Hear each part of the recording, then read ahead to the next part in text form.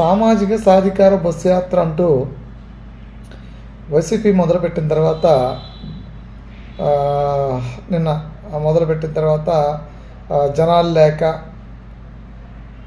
చాలా జనాలు లేక జరిగినటువంటి ఈ బస్సు యాత్ర సభలు చాలా జరిగినాయి ఆంధ్రప్రదేశ్లో. అసలు దాన్ని వైసీపీ ఎలా కవర్ చేసుకుంటుందో ఏంటనేది అది వాళ్ళ ఇదిని బట్టి ఉంటుంది. వాళ్ళ పార్టీకి జనం వస్తున్నారు రావట్లేదా ఏంటనేది మిగతా అన్ని అంశాలు కూడా వాళ్ళ విధిని బట్టి ఉంటుంది. అది ఇందులో మన ప్రత్యేకించి చెప్పాల్సిన అవసరం లేదు. జనం రావడం అనేది ప్రజలు వాళ్ళకున్నటువంటి టైంని తీరుకుని బట్టి వాళ్ళకున్నటువంటి పరిస్థితులను బట్టి ఈ మీటింగ్లకు వస్తారు. సో అన్ని పార్టీ మీటింగులకి రావాలా అంటే అన్ని పార్టీ మీటింగ్లకి ప్రజలు వెళ్ళాలంటే రూల్ ఏమీ లేదు. వాళ్ళు ఇష్టమైతే వెళ్తారు లేకపోతే లేదు, అది వేరే విషయం. కానీ సామాజిక బస్సు యాత్ర అని మొదలుపెట్టిన తర్వాత ఆ బస్సు యాత్రను నిర్వహిస్తున్నటువంటి నియోజకవర్గాల్లో పాపం ఆ ఎమ్మెల్యేలు ఇబ్బంది పడుతున్నటువంటి పరిస్థితి. ఎందుకంటే ఇప్పుడు పెరంబలూరు ఎగ్జాంపుల్గా మనం నిన్న కొలుసు పార్థసారి మాట్లాడినటువంటి మాటల్ని కొంచెం ఎగ్జాంపుల్గా తీసుకుని మాట్లాడితే ఆయన పార్టీ ఆది నాయకుడు అయినటువంటి జగన్మోహన్ రెడ్డి గారికి ఆయన మీద కన్సర్న్ లేకపోయినప్పుడు కూడా నియోజకవర్గ ప్రజలకి ఆయన మీద కృతజ్ఞత అంటే భావం ఉంది. ఆయన కృతజ్ఞత భావంతో వాళ్ళ కృతజ్ఞతలు తెలుపుతూ నియోజకవర్గ ప్రజలకు ఆయన మీద నమ్మకం ఉందని, నియోజకవర్గ ప్రజలకు ఆయన మీద విశ్వాసం ఉందని చెప్పారు. ఇందులో రెండు అంశాలు అయితే ప్రధానంగా ప్రస్తావనకు వస్తున్నాయి. ఒకటి, ఈయనకి నియోజకవర్గం మార్పు జరుగుతుందా అంటే ఈయన తీసుకెళ్ళి గన్నవరం నియోజకవర్గంలో యార్లగడ్డ వెంకట్రావు మీద వైసీపీ నుంచి పోటీ చేయించే పరిస్థితి ఉందా? లేదు అంటే కనుక అంటే కొన్ని సామాజిక సమీకరణ నేపథ్యంలో ఏనట్టు ఆయన ఇటు వేసి ఏదో ఓట్ బ్యాంకు చేద్దాం అనుకున్నటువంటి ఇదిలో భాగంగా ఆయన తీసుకెళ్ళి పెరంబలూరు నుంచి గన్నవరం వేస్తున్నారా?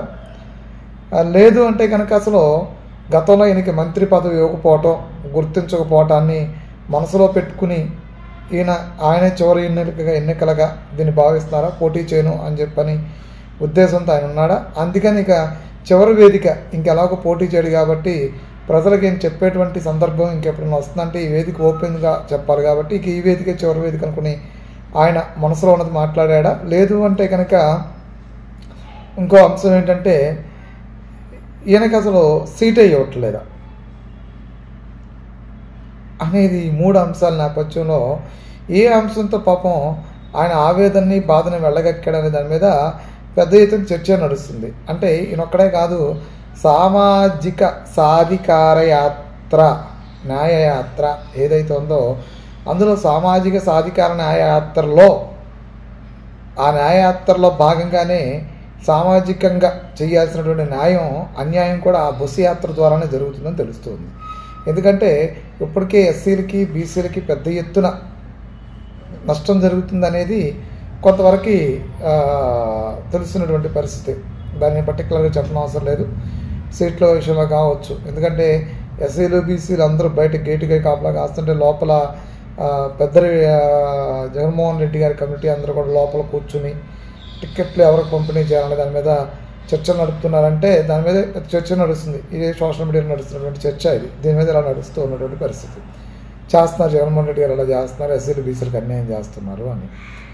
సో ఇలా బీసీ నేత అయినటువంటి కొలుసు పార్థసారథి ఈరోజు జగన్మోహన్ రెడ్డి గారి విషయంలో సంతృప్తిగా ఉన్నారా, అసంతృప్తిగా ఉన్నారా? సరే, కమ్మ కాపు రెడ్డి అంటే పని పవన్ కళ్యాణ్ చంద్రబాబు నాయుడుని దృష్టిలో పెట్టుకుని మాట్లాడుతున్నారు అందాము. మరి బీసీలు పెద్ద ఎత్తున బీసీలు మా పక్షాన్ని అని చెప్పని చెప్తున్న నేపథ్యంలో మరి కొలుసు పార్థసారథి గారి మాటలను ఎలా చూడాలి?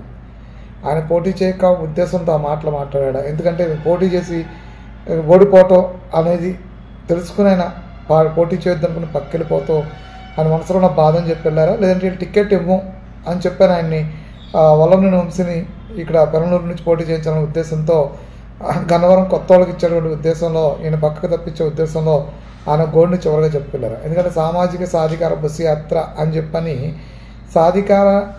సామాజిక న్యాయం చేయకుండా అన్యాయాలు అయితే జరుగుతుందని ఇదిగో ఇలా పార్థసారథి గారు లాంటి వాళ్ళు ఓపెన్ అయి మాట్లాడినప్పుడు మాత్రం స్పష్టంగా తెలుస్తుంది. ఈరోజు పార్థసారథి గారు మాట్లాడినటువంటి వ్యవహార శైలి ఏదైతే ఉందో మనం మొదట చెప్పినటువంటి 3 యాంగిల్స్లోనూ దాన్ని చూడొచ్చా, లేదు అంటే కనుక ఆయన్ని పూర్తిగా జగన్మోహన్ రెడ్డి గారు ఈయన చెప్పిన విధంగా పక్కన గుర్తించలేదు అనేది. ఎందుకంటే ఆయన ఒక మాట కూడా అక్కడ చెప్పడం జరిగింది.